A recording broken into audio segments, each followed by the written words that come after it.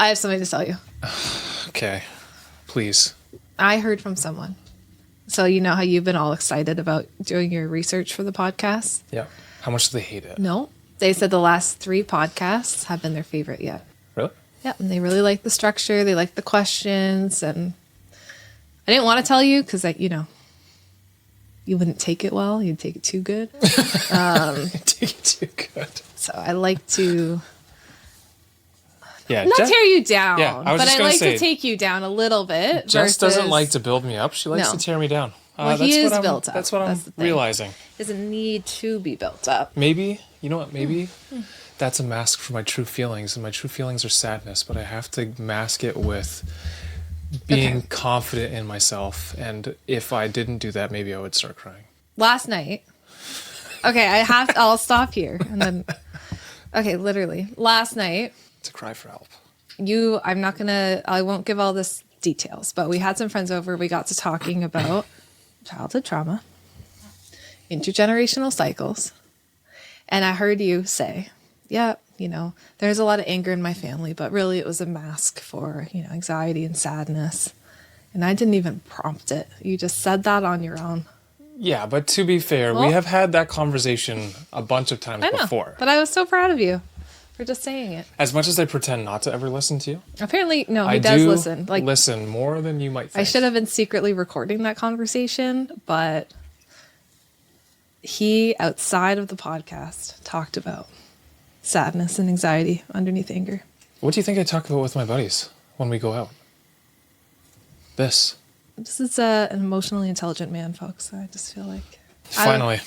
I was proud I'm of you for once. Okay. For once. See, Anyway. there you go. That's the first time you've built me up in a while. Thank you. I appreciate it.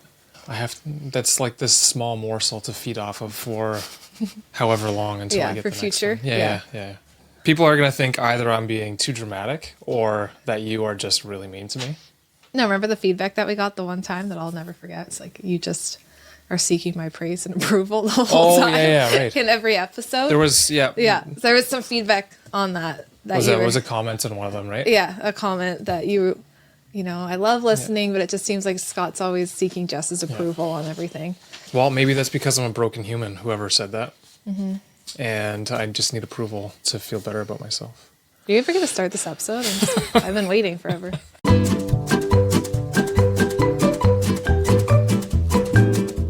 Welcome to Robot Unicorn, hosted by my parents, Jess and Scott. I hope you enjoyed the episode.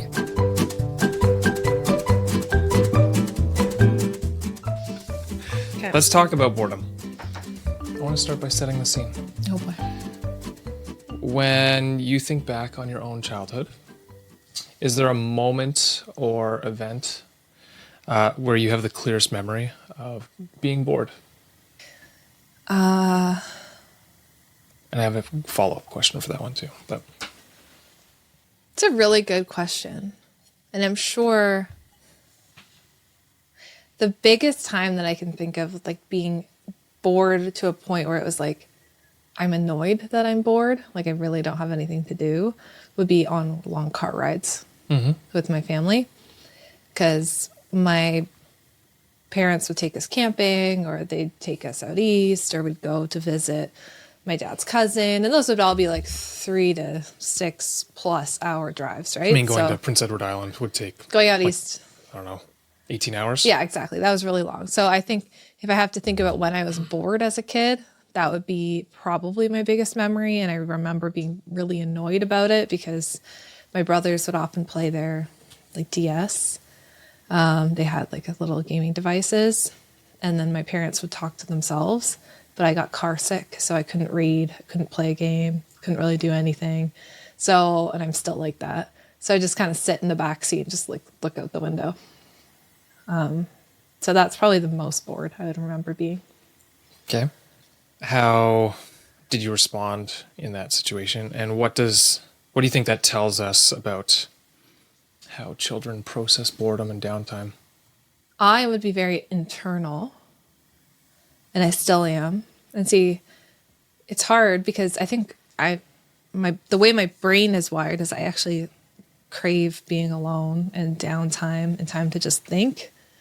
So in as much as I was bored, I think my mind would just start to process things. I'd start to think about the day. I'd like write songs in my mind. I'd write poems in my mind. I'd like dream about things. I'd just have different ideas. I'd play out scenarios in my head. So for me, like as much as I hated being bored at first, especially when you're like trapped in a car, I would end up enjoying it eventually because I would just get caught up in my own thoughts and dreams and songs. And Like, that's actually true. Like, you'd be 12 hours into your drive and you'd be feeling pretty good about it. yeah, I don't think, like, I think eventually, yeah, I'd get really annoyed and then I'd get grumpy. Like once I got kind of sick of myself, then I would just be like, Dad, pull over. I want to go to McDonald's. I have to go pee. Yeah, right. Stop the truck. And then I'd start probably annoying my brothers just to like get something to happen. Yeah. You know, I'd just probably just kick one of my brothers or something. Be like, come on, let's go. Talk to me.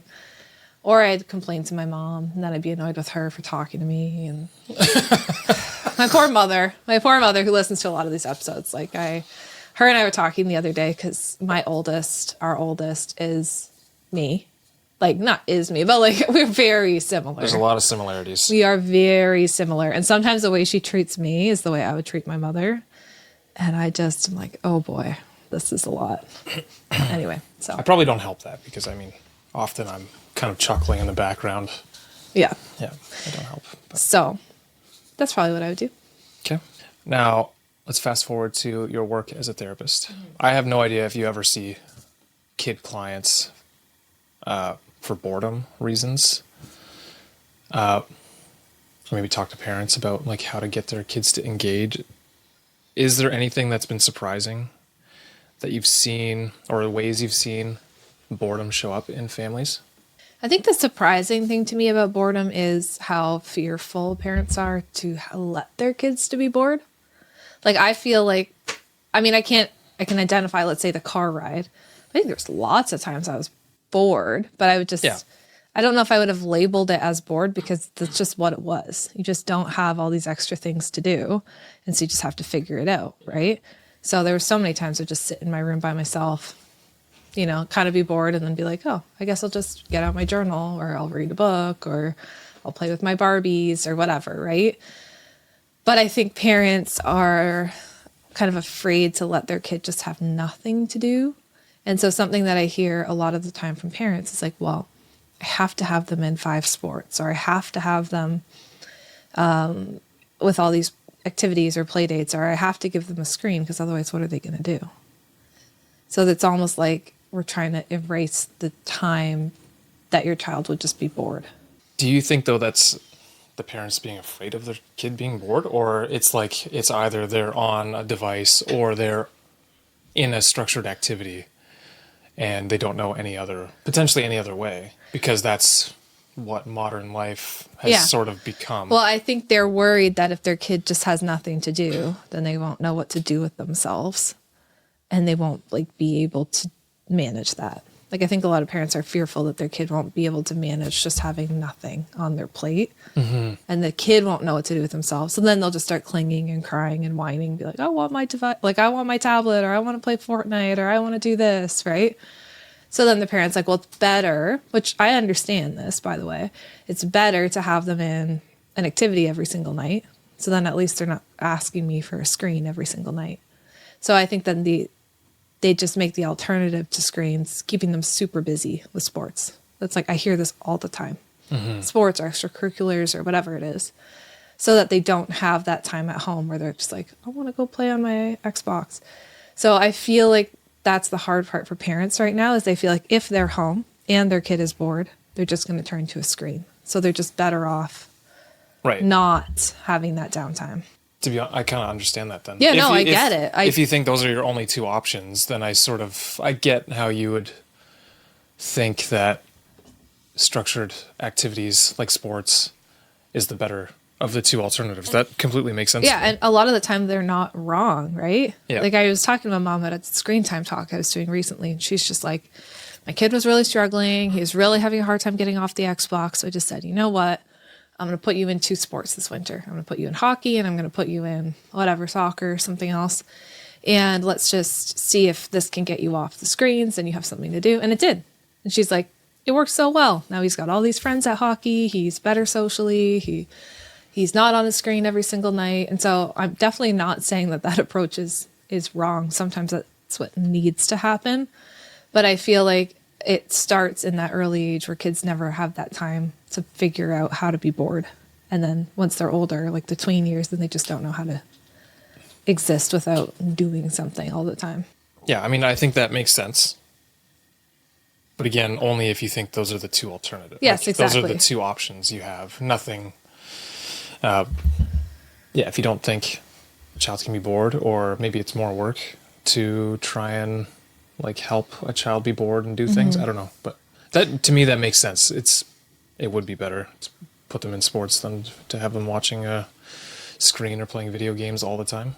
You know what I'm thinking? I'm totally jumping ahead here. I'm sorry. It's okay. I'm just talking. We're talking about being bored. I'm like, when is the last time I've been bored? Yeah, I was going to get to that actually, but we can talk about that now. It's just like actually blowing my mind. I'm like, I'm never bored. So in preparation for this, I was thinking about that too. I was asking our girls questions about it. And I was also thinking that the two of us, we are terrible at being bored. Yeah. We don't really give ourselves, like, even for myself, I would say, if I'm bored, I'm going to go 3D print something. So I'm still kind of actively doing something, which is not maybe the worst thing. But maybe that's kind of the point, right? Yeah. I'm bored. Okay, that's my creative outlet. I'm going to go do that. Or I'm bored and I go in the garage, like we moved recently and I finally have a garage. And I'm like, okay, how am I going to organize this? Like that. Yeah. That makes me happy. But that's good. That's good Yeah. boredom, right? That is what you're supposed to do. Be bored and then, oh, what could I do? And then you go do that thing. But for me, because I work most nights, my days lately have been packed to the brim of meetings and working on stuff. Any spare minute I have, I'm trying to catch up on my life because I feel like I'm just, this is just lately, but I feel like I'm really falling behind on everything. Yeah, right. I can't even remember the last time I'm like, I have nothing to do right now. Like from the second I wake up in the morning and sometimes even during the night as the kids wake up and need me, Yep. I always have something to do. So that's kind of sad. Well, I've realized that for both of us, that even if we have the opportunity, we usually fill it with something productive. Yeah, we're both very bad at resting, first off. Right, and I guess is But also like life. boredom and rest, are those the No. same thing? Not Maybe we should necessarily. define what Yeah. does boredom actually mean. What does it mean to you? You're the Well, to be honest, I Researcher. did a bunch of classic. research on this. So I'll just read what I wrote down. So what boredom is, it's an uncomfortable feeling of wanting engagement but not finding it. So there's an attention and reward mismatch in your brain. So you're looking for that dopamine of like, I'm doing something and it feels rewarding. And it actually makes a lot of sense for me now that I know I have ADHD, that you can definitely see it in how I operate. Yes. It's I'm looking for that dopamine constantly Always, and yeah. trying to do the next thing, and same for you. And boredom is actually a normal, pervasive state, even for infants, and its impact depends on duration and context. So what I found is boredom. The simple anecdote of like boredom is good for creativity is sort of a false statement or a myth. It is in a sense, but based on the research,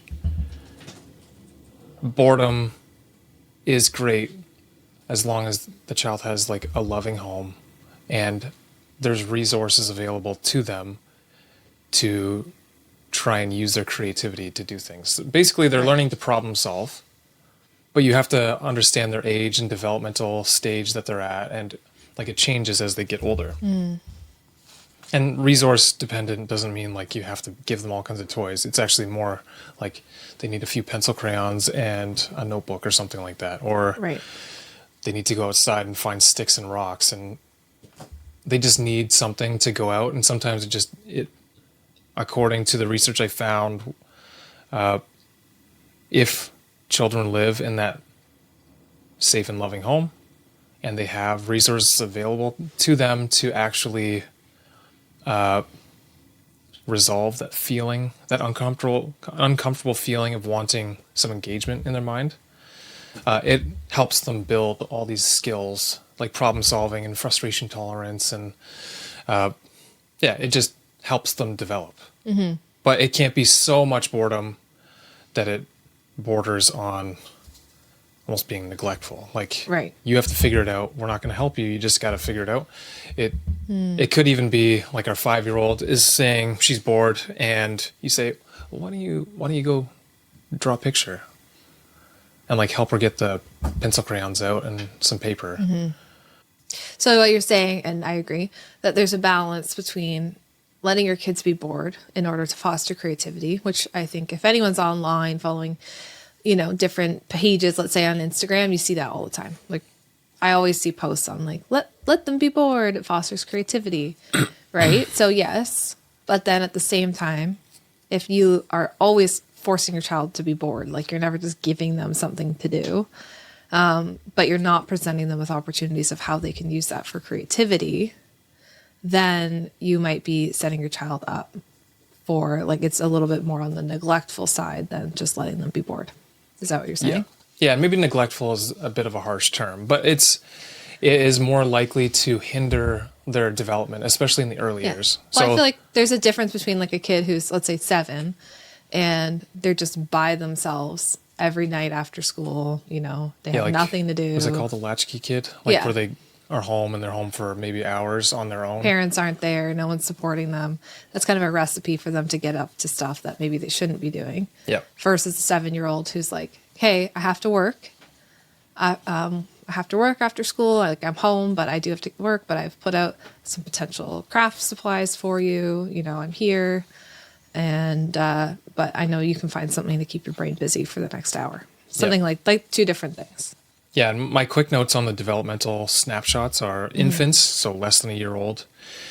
They need that caregiver provided novelty, so like new things, and it helps them experience the world, but it's the caregiver that's actually giving that stimulus to them and helping them not be as bored all the time. But prolonged understimulation, so prolonged boredom, can actually harm brain growth. Interesting. So you kind of like, you're trying to balance both allowing them to be bored and getting like a little bit frustrated, but then also helping them and giving them things to do and books to read, or not books to read, but like, the board books with like the different colored things on it, just to help them experience and touch and learn things in the world. And then once they're in the toddler years, so from 1 to 3, brief boredom helps to spark exploration and pretend play. I mean, we see that in our 2 youngest. They're in that, well, I guess our youngest is in the toddler stage. So it sparks exploration and pretend play, and you hear her singing randomly and when she's bored.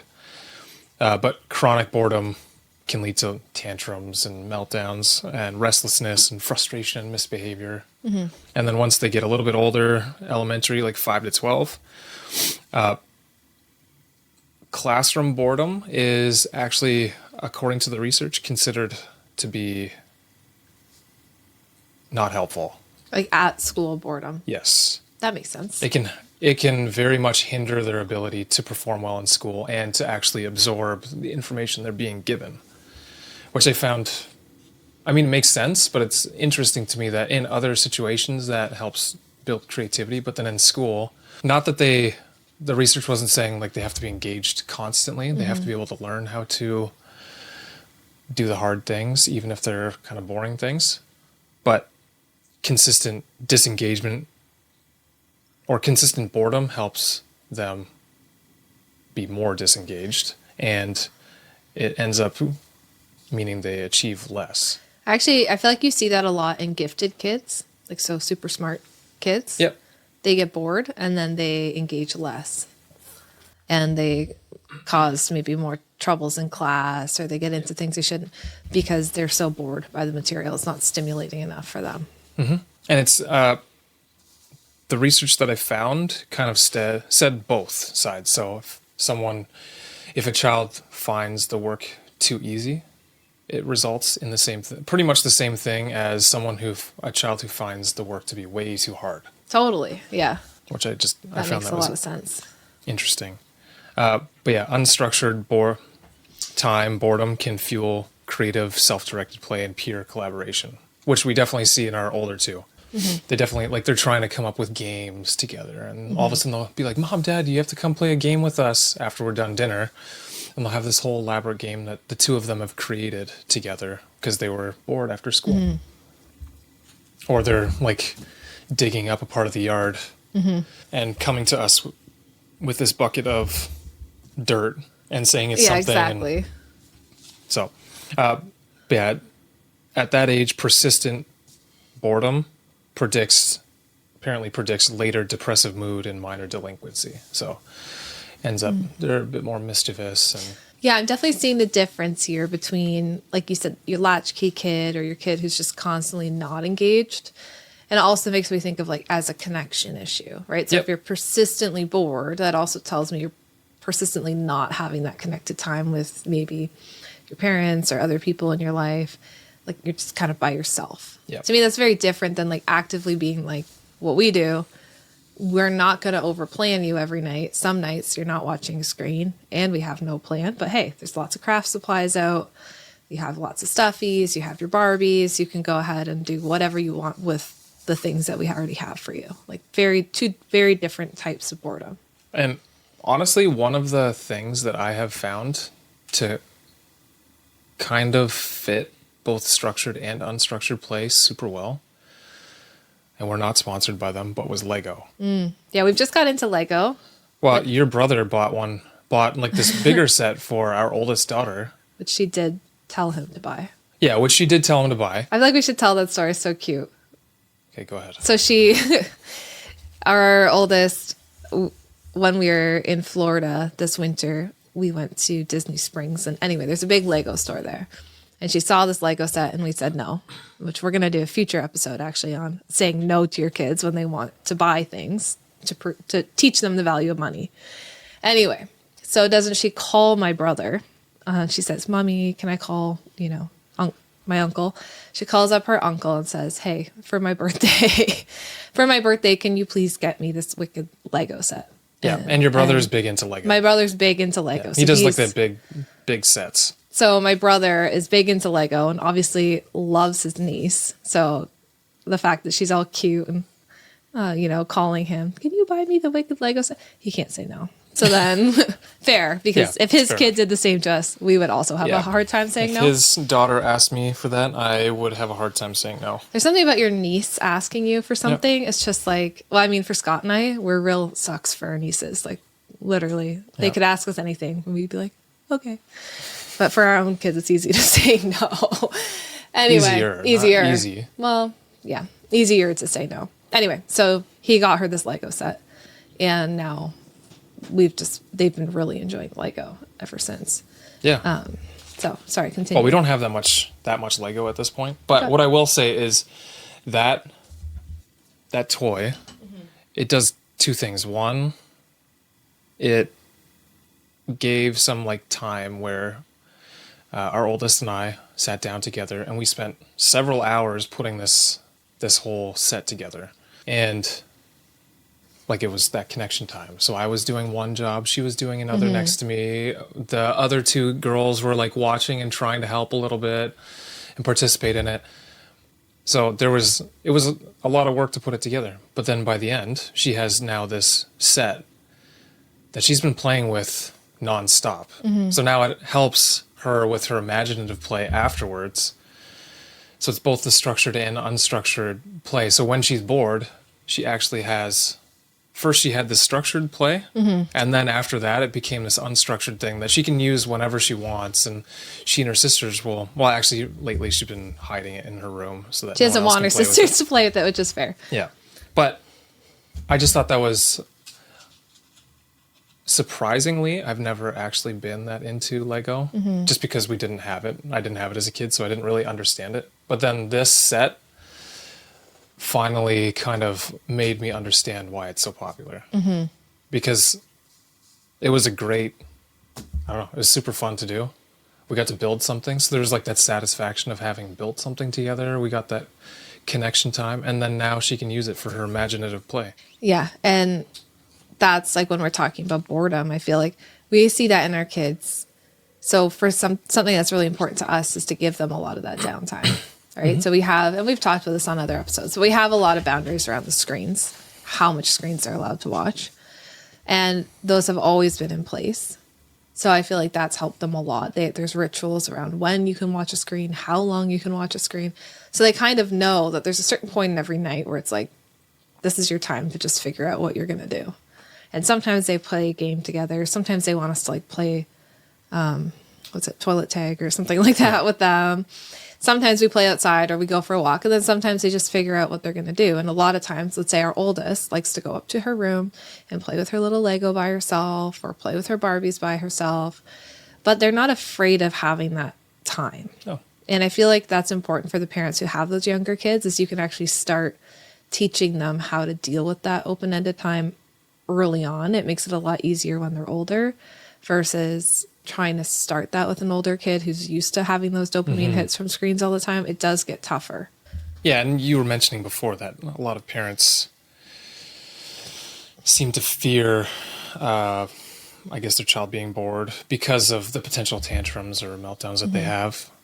But we are saying that it can help fuel creativity. So what's the right balance between letting a toddler sit in that discomfort versus stepping in with redirection or helping them figure out what to do? Something I remember with our oldest is I almost had to teach her how to figure out how to play on her own, right?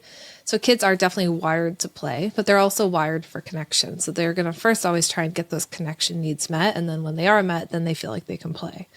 So I do remember times where I'm like, oh my word, like we have a new baby, I need you to just go play on your own. And they don't want to, because as soon as you're frazzled about it and you're like, go play, then they're going to hold you closer. I hear that all the time from you. Yeah. Scott, What? stop bothering me, Scott. Yeah, go play. Oh, maybe I should connect with you first next time. Hey. Nurture Scott first. Anyway, nurture first, literally. This is another use of that term. So what I would find with her, because there's some days where I'm like, oh my goodness, I can't deal with this whining and crying. I just want to throw a screen on for you so that you just stop. And sometimes I did. And I remember that was hard because I had a baby, right? But what I found, and this little phrase I made up for my own head, was like, get the good going. So sometimes I just had to like get it going for her. So I had to sit on the floor, start playing with Barbies, get the Barbies out, by just engaging, connecting with her, even if I didn't really feel like it. And then often what I would find is once I got it going, I got the play going, I could just take a step back. And then she could do it on her own for a little bit until I had to engage again. And that is actually how I built up the ability for her to learn how to play. The other thing that I would do, and people who followed Nurtured First when it was our Mama Village might remember this, but I used to set out what I called invitations to play almost every single morning, especially during the pandemic when we weren't going anywhere. So I would set out on the table every morning just something interesting for her to do. And I never would like assemble anything, but let's say I'd put Play-Doh, some popsicle sticks, and some eyeballs, like those little the googly eyes on the table. And I wouldn't even say anything. I would just literally set it out and see what would happen. And often she would, oh, this is cool. And then she'd take the Play-Doh and she'd put a bunch of popsicle sticks. She'd make a spider or something like that. And I also taught her how to play independently by doing that, by just setting out these little invitations for her to learn how to find her own creativity. But there was some structure to it because I would put that out for her. Yeah. And I do think I did that for her. And then later I did that for our other toddler. And then the youngest one, I didn't do it as much for her, but she would observe her older siblings playing. So I think she learned how to play.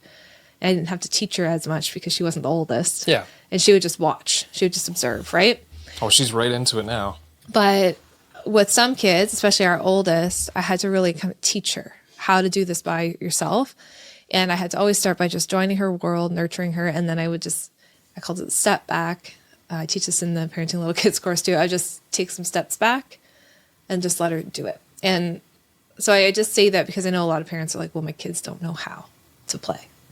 And so sometimes you do have to start with a little bit more prompting, and then you slowly wean yourself back. But eventually she would go find the Play-Doh and the popsicle sticks, and she would do it herself. She didn't need my coaching quite as much. I feel like that would take a lot of effort for me. Yeah, what I eventually did is I just had I did a lot of the craft supplies. Again, this is the pandemic, so it's not like I could really take her anywhere, right? Like this was my only option. You were working or traveling, I had a baby, and I had a 3-year-old. Like I had to do something to entertain her. And so eventually I just had this craft cupboard just full of random stuff from like the dollar store or whatever, Amazon. And I would just make different combinations. And it was actually very easy. It would take me like 2 minutes to set something out in the morning. But again, it's not like my nature. I'm not the most like crafty person. So it took some time. I wouldn't say you're crafty, but you are playful. Yeah, I am playful. Right. So I think naturally, yes. Yeah.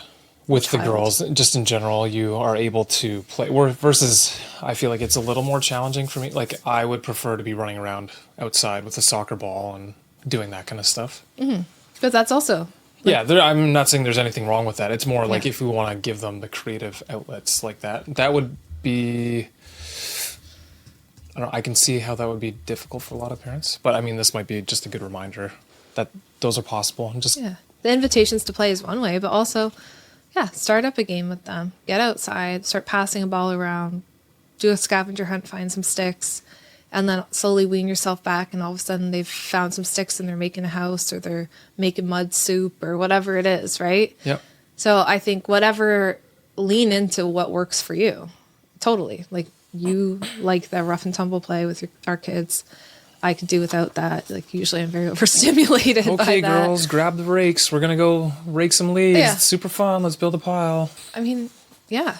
I don't know if they would do it, but... Well, they probably would if the pile was like something, a mystery. It's like a mountain or something mountain pile of leaves that you have to jump in and see what magical world it takes you to. It's just where we're different. Yeah. I can make up some kind of crazy story about everything. And the kids are like, oh, that's so cool. Yeah. I'm not as cool as you, apparently. Although, they would say that I am. We'll ask them tonight. We'll see who's We'll cooler. ask. Yeah, we'll ask. We'll find out. I think the expectation is that by elementary school, kids are kind of expected to self-entertain. Yet, classroom boredom, like I was saying, is linked to underachievement.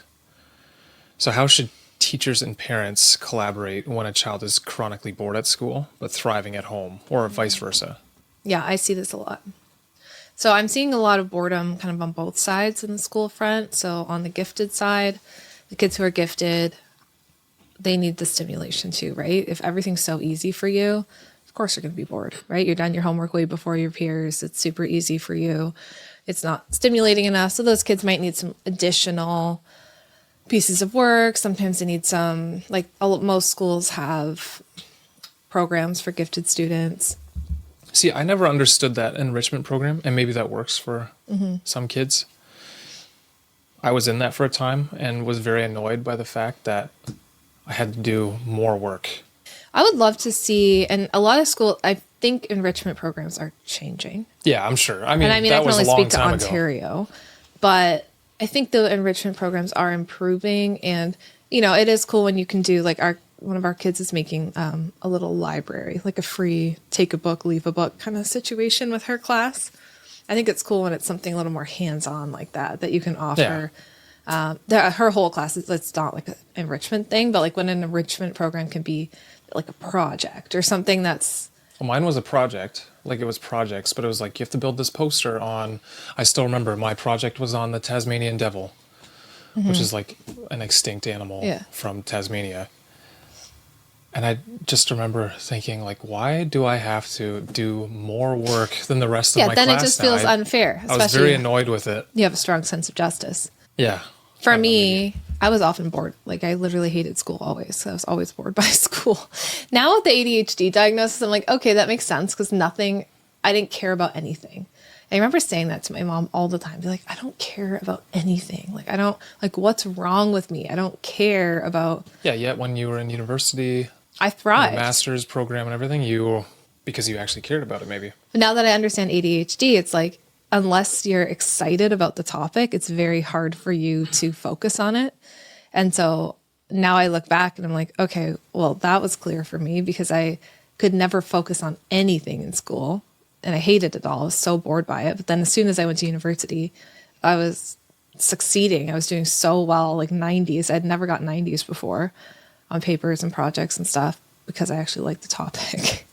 Right. So sometimes I wonder for kids who are struggling like I was in school, like people are always like, you struggled in school? I'm like, yeah, like I was never good at it.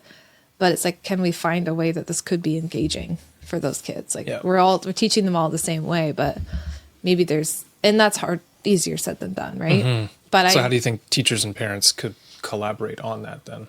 It's tough. I have a few people I'm working with right now. I think sometimes an individualized education plan is helpful for that, right? Like, how does this kid learn well? Can we add in some more breaks so that they have some time to do something that they're interested in between these subjects that are very boring and difficult for them to do? Yep. Is there a way that we can apply this thing that seems boring to something that they do like, right? Like even sometimes math, like you could apply it to something that they are interested in.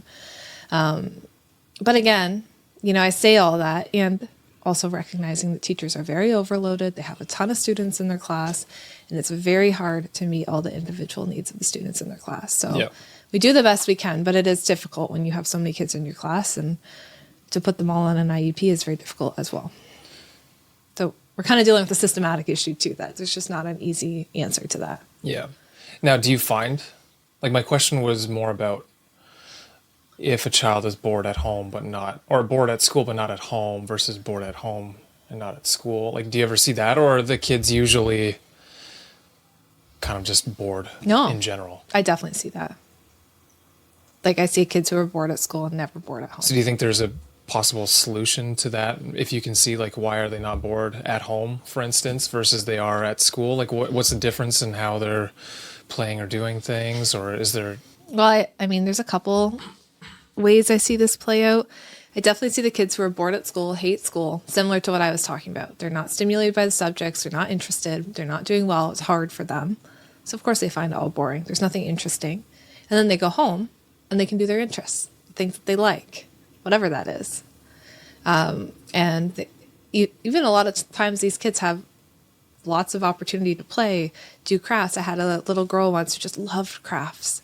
And so as soon as she got home, she had this craft corner of her house set up, and she would just get home and she would get right to it, and she'd make her crafts, and she'd make Christmas cards for everyone that she knew. She loved it. So she was very stimulated. She was never bored. She would journal, she'd write plays, but at school she wasn't allowed to do those things. She had to sit at a desk and work on her math problems, work on her biology problems, whatever it was. And none of that was anything that interested her whatsoever. So maybe there's something there. It's like, okay, can this be related to something that you're interested in? Can we see how potentially math could be related to solving some kind of problem with your craft or something like that, so that there's a way this could feel stimulating to you and useful? Right. Because that kid would always be like, I'm never going to do this. I want to become an artist. So what do I care about this? Yeah. Oh, never going to do math? That's how I felt. That's painful.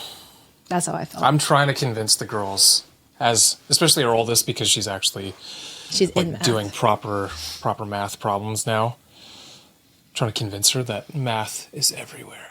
It's so exciting. But I totally relate to kids like that. It's like, I hated math and was like, how am I going to ever use this? I will say the expectation that teachers are able to do that may be somewhat unrealistic, just because you're asking someone who's kind of a generalist. They generally know a little about a lot of things, enough to teach their class about. In order to do that, I don't know. That would be challenging. Oh, I know. I'm speaking in like an ideal terms. Like I feel for teachers and I feel for parents, because parents come in frustrated. Like, I want this for my kid. They need to learn this way. And then teachers are like, I have 30 kids in my class and no help and no resources and no money for buying stuff. Like, how am I going to do that? So it's a bigger issue than just, make an individualized plan for each student. Like, that's just not really realistic. Now, I kind of want to get into what I think is potentially exacerbating this issue. Mm-hmm. And it's sort of the modern world paradox that we live in.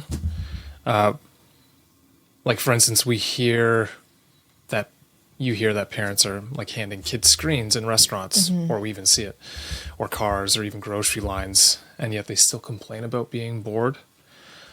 So from your perspective, do you think we're lowering children's boredom tolerance by doing this? Yes. And are there any practical boundaries that can help shift a child from passive consumption, which I think not all, but a lot of screen use is passive consumption, to somewhat active engagement? Because I would argue that just saying no to screens in general, that doesn't sound realistic to me, nor does it actually sound helpful if you want your child to be tech literate.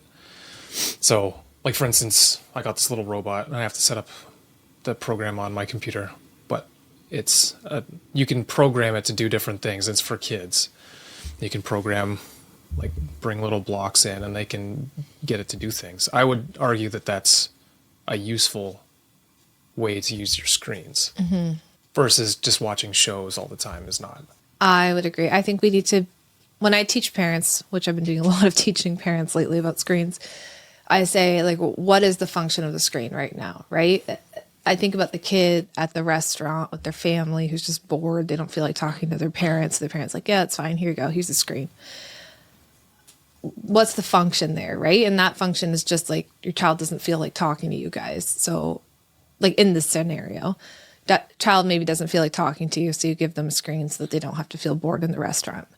In that moment, if that's the reason, I would say then that takes your child away from an opportunity to actually connect with you, to talk to you, to feel bored enough that the questions that you're asking them, maybe they actually feel like answering them.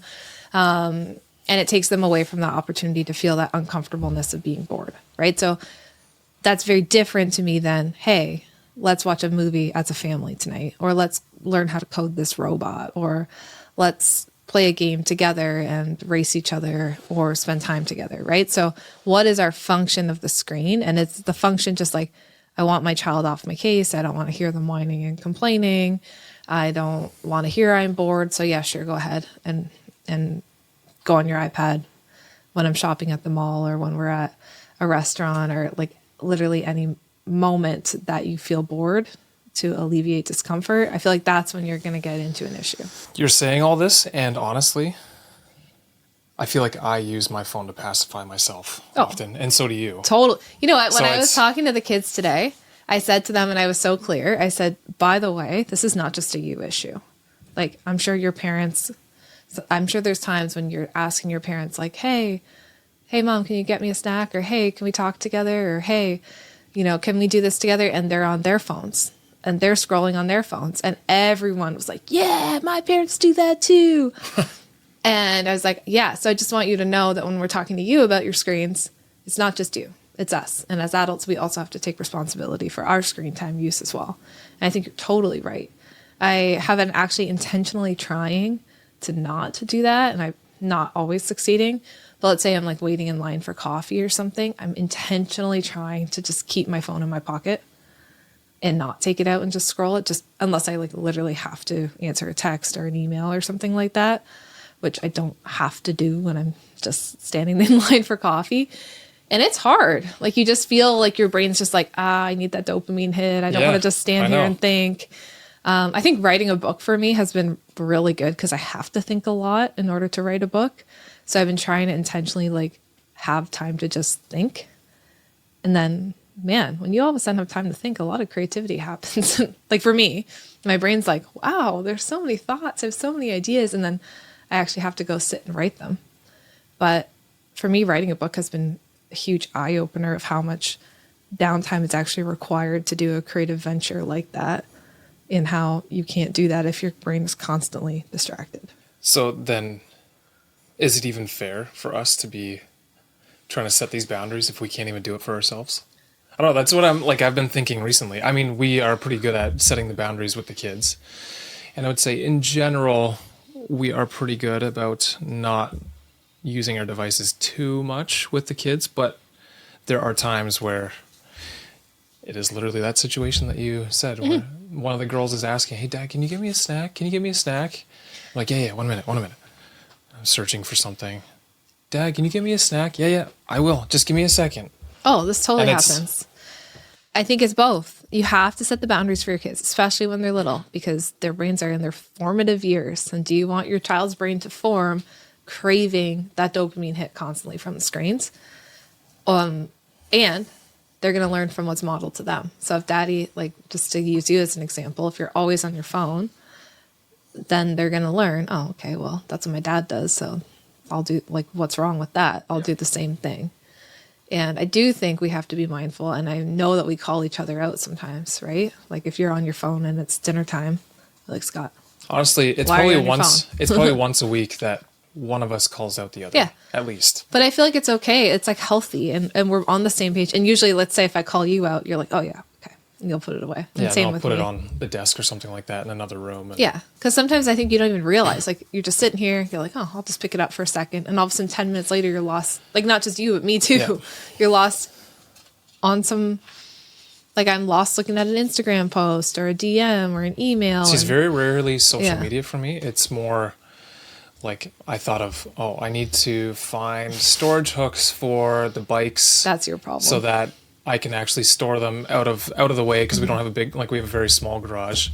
So I want to make sure they're out of the way, and then I'll spend time. Okay, which one?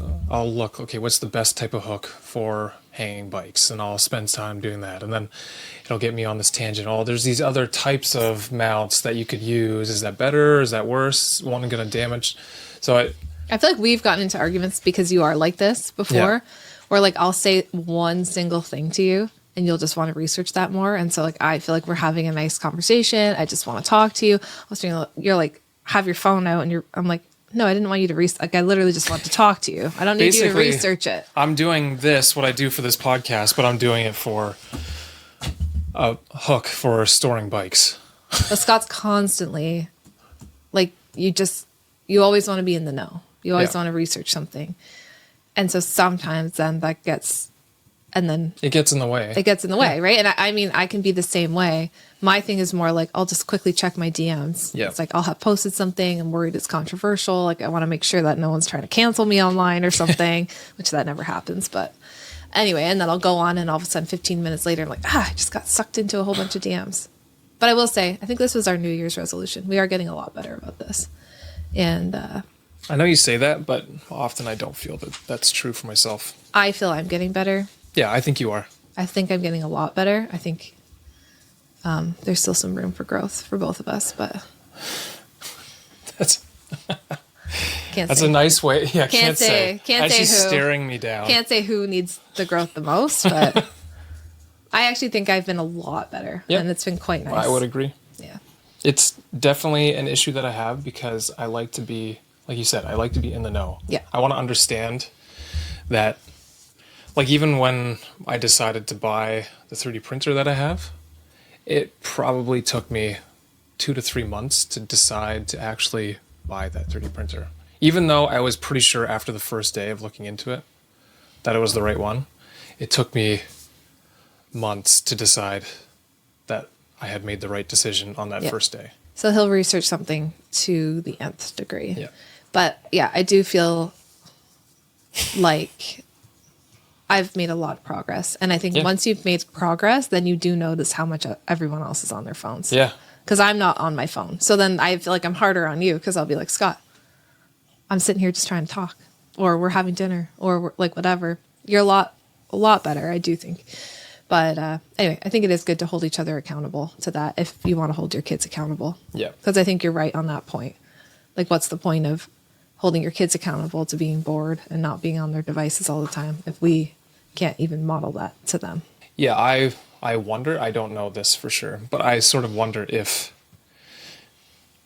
I mean, in the end, their brains are developing at a much faster rate than ours are now. Like ours are kind of morphing over time, but they're not really, I don't know if developing is the right word anymore. But for them, it does make sense, I think, to set more boundaries. But it just feels like it's counterproductive if we are doing the exact same thing that we're saying they can't do, Totally. and then expecting them not to see that. And And eventually be eventually like, they're going to get a phone, yeah. and then, or whatever, some sort of device, and they're not going to do that same I don't know. It just, and I mean, I'm calling myself out there too, because I'm just as bad as everyone else. So Yeah, I think it's both. It's protecting them, but also modeling. Yep. And that was really convicting to me, I think, last year. And like at the end of last year, I felt very convicted to be on my phone less around them, because I don't want to model to the girls, especially, like, be on social media all the time. Like, yeah, it's my work, but I don't want them to see that that's like a thing that I want them to do. Yeah. All right, let's move on. Yeah. I mean, we know a bunch of people that do this, and we've heard about it a lot, but highly scheduled kids rarely get the gift of free time. If a parent has a full calendar of sports, lessons, and tutoring, what's a realistic first step to reintroduce unstructured boredom without triggering anxiety? Because they're not going to be used to being bored, for the parent or the child. I think it kind of goes back to the nurture first kind of thing I was talking about before, right? It's like you almost need to, if you're introducing your child to being bored for the first time, you can't just like throw them out and be like, hey, be bored, see what happens. Like, we can say that to our kids because they're used to that. But if your child's never had that and you're trying to take a step back from having so many activities and stuff, you're going to have to start by being with them more at the beginning, and teaching them, like I was saying, teaching them almost how to play, how to be creative, and whatever that is. Like, maybe you can be like, hey, why don't we just sit together? I'm going to have my journal out. You have your journal out. Let's see what we can draw about our day. Or let's get some Play-Doh out. Let's just see what we can create. Or for older kids, maybe you just go for a walk and you just start to notice, what do we notice on our walk? What colors are out here? Our oldest daughter and I, when I was, again, trying to teach her how to be creative and how to play, we would go for walks, and my baby would be in the carrier, and we would try and find every color of the rainbow on our walk. And we would just do that over and over and over. And that was my way of trying to teach her to be mindful of her surroundings. Yep. And we just go through the rainbow over and over, until eventually, when we were going for walks, she would start to notice that and start to collect things that were rainbow colored. So I think at the beginning, we have to know that there is parental involvement. But again, that can be reciprocal and mutually beneficial, right? Because you're also teaching yourself how to notice the world and how to play and how to be bored and how to be creative. And for me, that was very, I don't love the word healing for it, but it was very eye-opening for me to pause long enough to get creative myself. I feel like kids really help you learn that saying, stop to smell the roses, because that's legitimately what they do constantly when you're on a walk with them. Yeah. They are distracted constantly by all the cool things that they're seeing and all the new things. I literally went on a walk with our toddler last night when you were at karate with the girls. And she legitimately, I kid you guys not, stopped to smell flowers. And I wanted to get home so I could put her to bed because we had company coming and stuff. And I almost said to her, stop smelling the flowers.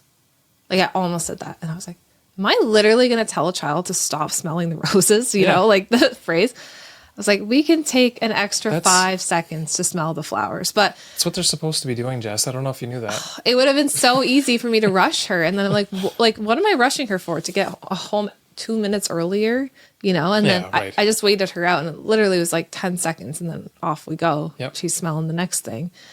But I realized that, like, I think one of the opposites of boredom is rushing too, right? Just always rushing, always getting to the next thing. And that's where I end up being a lot of the time. I mean, our oldest even said it last night. So our middle daughter wanted to start karate. Mm-hmm. And we said, you have to wait until you hit 5 years old. Mm-hmm. And then after that, we will try it, see if you like it. Yep. Well, she loves it. But that means that we have to go to a different class. And it's a rush on Mondays to get there. And our oldest girl said, I don't like going to the kids' class. Yeah.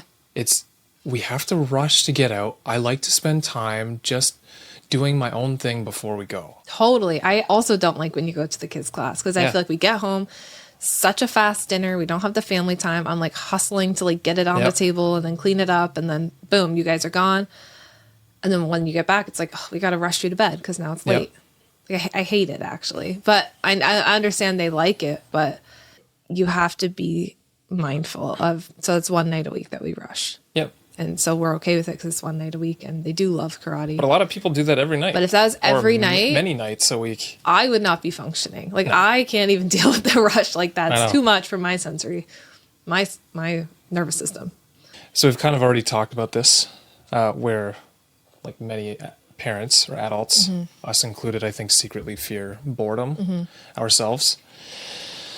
So how does a parent or our own relationship with downtime shape the way that we would even respond to a bored child? Because like I was saying, I feel like the way I act when I'm bored is I crave solving a problem that exists. So like even something as simple as shelving in our basement, like how can I make this better? And then I'm like coming up with ways, I'm sketching things out, trying to come up with a way to make that better. And I don't know if that's a good outlet for boredom, or maybe I'm just trying to be productive still, and that's not a good thing.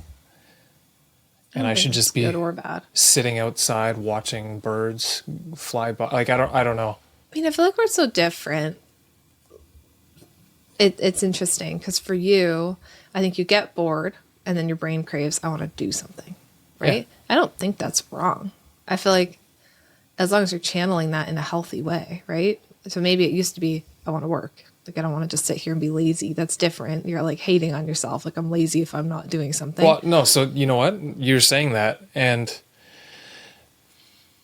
it's honestly a thing on a Saturday. If I have not vacuumed out a vehicle or cleaned something up, or I will legitimately think in the afternoon, man, I was kind of lazy today. Yeah, you have said that to me before. Yeah. Meanwhile, you've literally probably done a whole bunch of things with the kids. Like you. Yeah. If for whatever reason, it's like on a Saturday, I have to do that. And if I don't. Yeah, you do get agitated. Yeah, I get a little bit agitated, mostly because I'm frustrated with myself for having been lazy on the Saturday and not having accomplished something useful. Yeah, it is funny. And I feel like, I know you say we're different, but I feel like you would feel the same if you hadn't written a post for Instagram or something, or a story. Well, that's where I was going to say we're different. I feel like my brain needs that time to, like when I have time, like I want to be creative. I want to write something.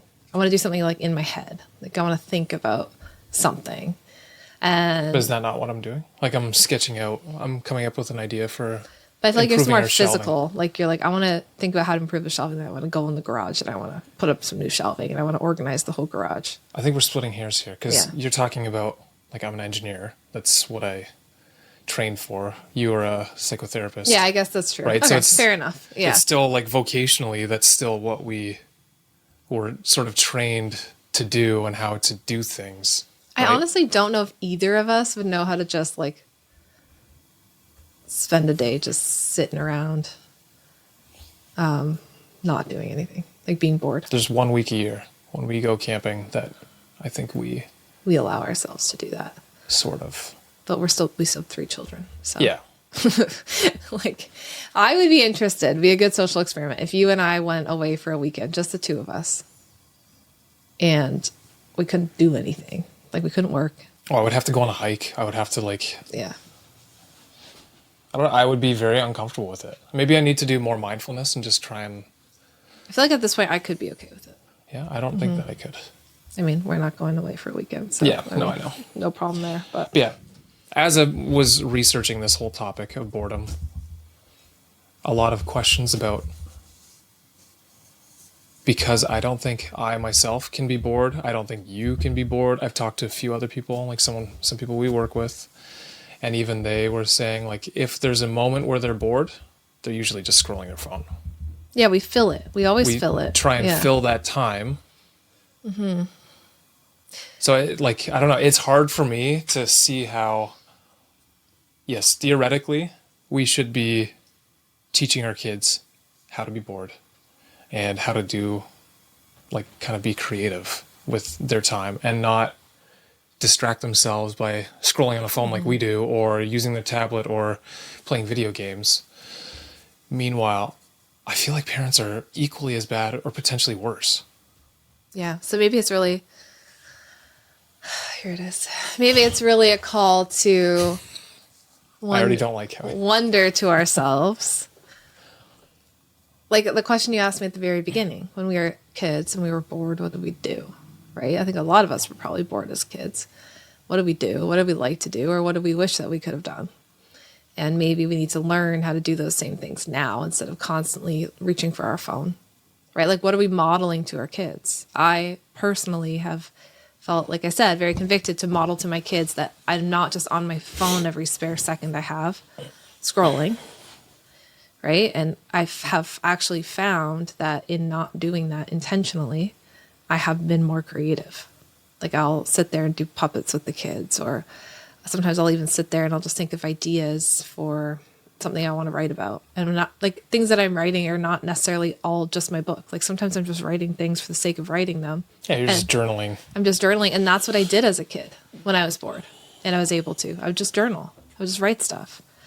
I would write stories and songs and poems and things. And that's what I'm trying to do. I'm trying to tune back into that so I can learn how to channel my creativity and be bored again. Mm-hmm. And I feel like a lot of us as adults, we've lost that. And so now every second that we're bored, we pick up our phone, we scroll it, we turn on the TV, we distract ourselves too. So I think a lot of helping our kids is helping ourselves, trying to remember what you like to do. And so what if that's kind of productive, right? Maybe you like to build stuff when you were kids. Like, I think that's fine.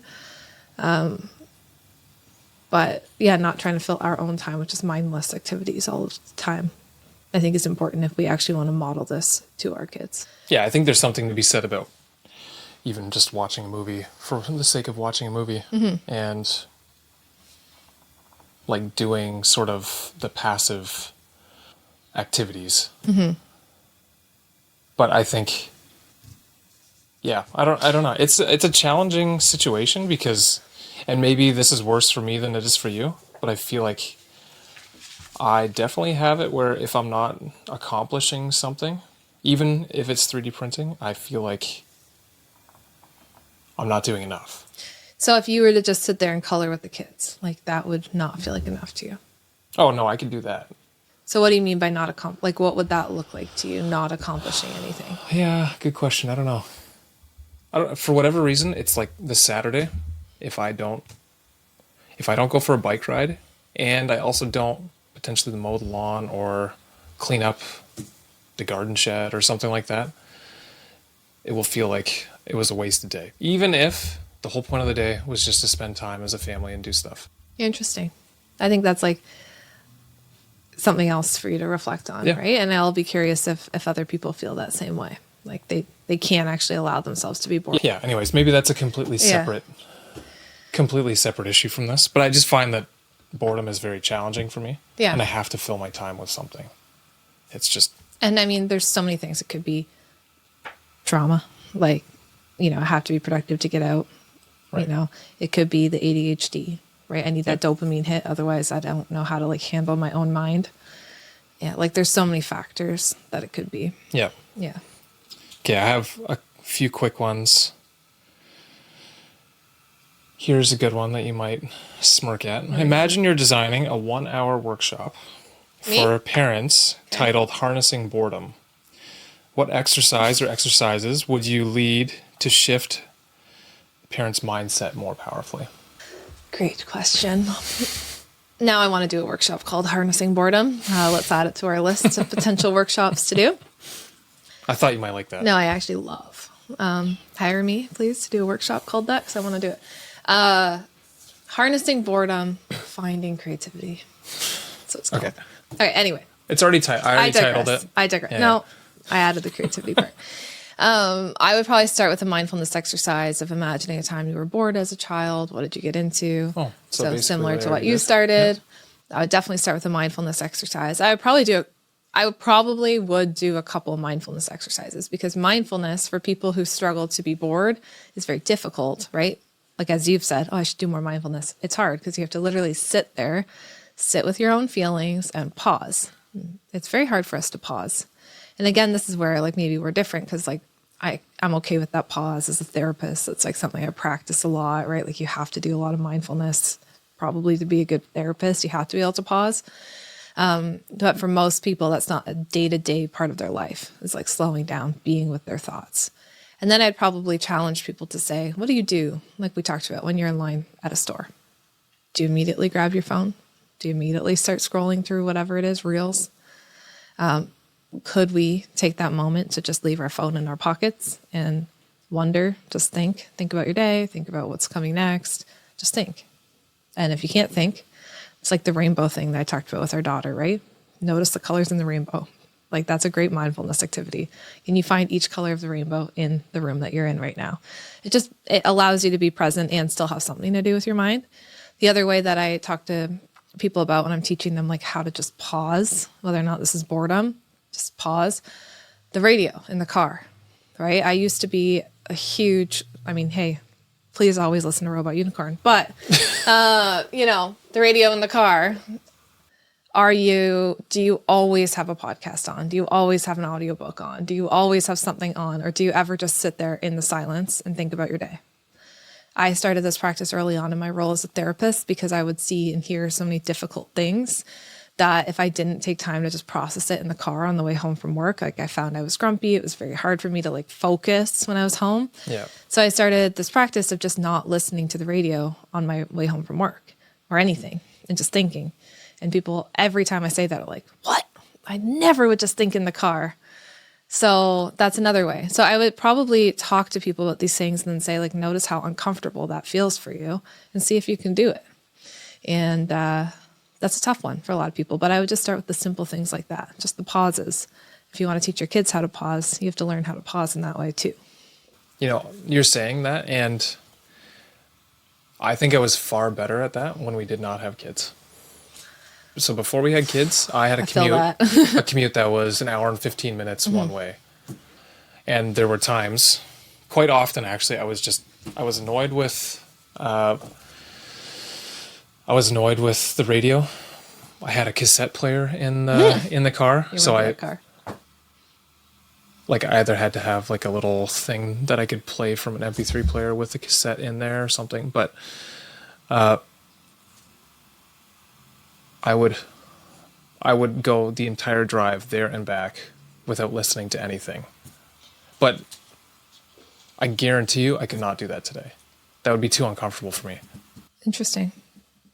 I also wonder how much kids fuel our inability to focus. And we've talked about this at length. Yeah. I feel like that's a whole other episode on focus maybe, but we've talked about this so much. It's like because your kids are constantly distracting you, they're constantly interrupting you, you're constantly like, I lost my van keys. I never lose my van keys, but I lost them yesterday because I was doing one other thing and all of a sudden our toddler took them off the counter and she started playing with them and I was like, okay, I'll get back to taking them from her. And then I just didn't. And then this morning, I'm like, where's the van keys?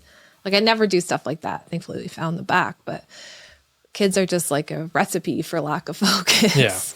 So your brain gets used to that in a way, I think. And then it's harder to have those pauses because you're just not used to it. So we have to be more, we have to make a conscious effort to actually do that. Is that what you're saying? Yeah. And like, I know for me, if I don't have that time, like if I don't, I love my 10-minute drive home from work.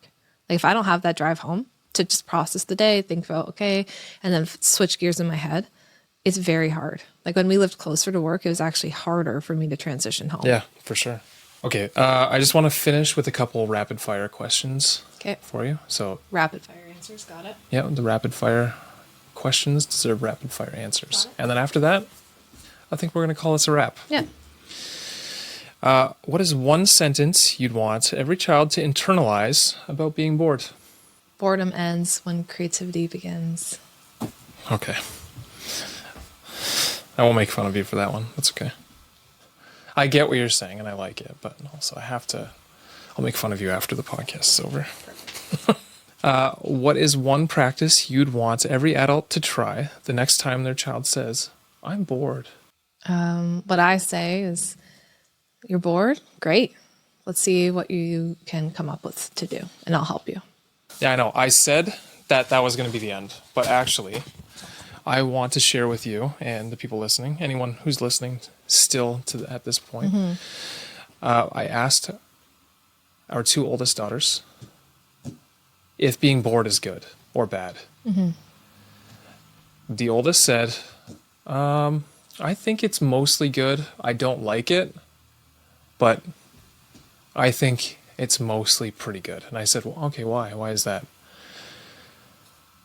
She said, well, when I'm bored, that's when I come up with really fun games. And that's when I'm able to, or me and her younger sister, that's when we're able to like come up with all these imaginary worlds and play in our yard. And we have like some trees in the backyard in the enchanted forest that we have. And it's like, okay. And then why do you think, like, why don't you like it? And she's like, well, it's kind of tricky when you're not, or when you're bored and you don't know what to do. Like sometimes it's just really hard to figure out what I want to do. Yeah. Like, okay, that makes sense. Yeah. But overall, by the end of the conversation, she said, I think being bored is good because it makes me have to figure out what I have to do next. Nice. Or what I want to do next. And then our middle daughter said she did not like being bored at all. And I mean, there's a whole bunch of stuff on temperament and sensitivity that we could go into that's We need to do an this. episode on temperament at some point soon. But yes, okay. But that's related to boredom in particular. Anyways, she said she didn't like it at all. I said, okay, why is that? She's like, well, I just have no idea what to do. And I don't know, I can't remember the exact words, but basically I don't know what to do. Like, okay, yeah, fair enough. So what do you think would make it better? Well, maybe when adults help me. Or I think she said when you or the teachers help me. Like, yeah, that makes sense. And based on what we've just talked about, that kind of, maybe this is confirmation bias, but it sort of is confirming what the research was saying and what you were just talking about. So I thought that was an interesting thing to end our conversation on. Yeah, beautiful. I think this was a helpful conversation. I'm surprised we talked about it for so long, but I feel like there's actually a lot to unpack within boredom for ourselves and for our kids. Yeah. Well, boredom is important. Yeah. That's what I learned. Yeah. Within reason, of course. But boredom is important. It's very helpful. So go get bored. No? Sure. Yeah, it's great. This is really good. I actually have a lot of creative ideas based on this episode. So Nice. thank you for this. This was great. You're thanking me? Thank you. Wow. I know. What a shock. Why are you being so nice to me today? It's unnerving. I know. It's like you smiled at me. The last episode, I was unnerved. Now I'm being nice to you. Yeah. Throw you off your game a Yeah, little it's bit. so unnerving. Yeah. All right. Well, thanks for listening. We hope you enjoyed this episode. Send us a message or a comment if you have any thoughts. Hey, thank you so much for being here and listening to this episode today. It means the world to us to have you here. If this conversation was helpful for you, it would mean a lot if you could like and subscribe. That just shows us if the conversation is meaningful and helpful and helps it get out to more people. Also, I just wanted to let you know that every week we have a new episode drop. And if you want to be notified when that happens, just hit the little bell icon. Again, thank you so much for being here, and we'll talk to you again next week.